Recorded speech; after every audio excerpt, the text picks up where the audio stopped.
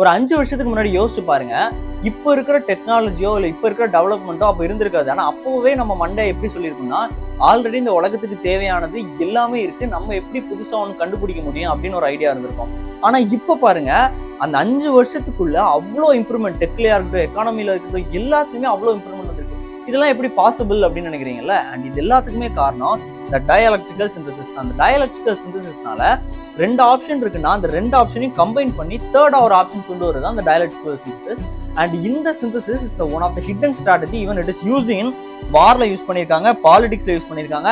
எக்ஸாம்பிளுக்கு பார்த்துக்கோங்க, apple, Android இந்த மாதிரி எல்லா கம்பெனிஸுமே இந்த டயலெக்ட்ரிக்கல் சிந்தசிஸ் வச்சு தான் ரன் ஆகிட்டு இருக்கு. ஏன்னா அவங்க வந்து ஆல்ரெடி இருக்கிற ஆப்ஷன்ஸை தாண்டி ஒரு புதுசாக ஒரு ஆப்ஷன் கிரியேட் பண்றாங்க. பட் இந்த டார்க்கான விஷயம் என்னன்னா, the world never gives you space to think. இது உங்களுக்கு யோசிக்கிறதுக்கு ஸ்பேஸே கொடுக்காது. 4 ஆப்ஷன் கொடுத்து அதில் ஏதாவது ஒன்று சூஸ் பண்ணிட்டு சர்வே ஆகி போயிட்டே இரு அப்படின்னு சொல்லிடும். அண்ட் அதை நீங்க பிரேக் பண்ணணும்னா you have to know how to connect the dots.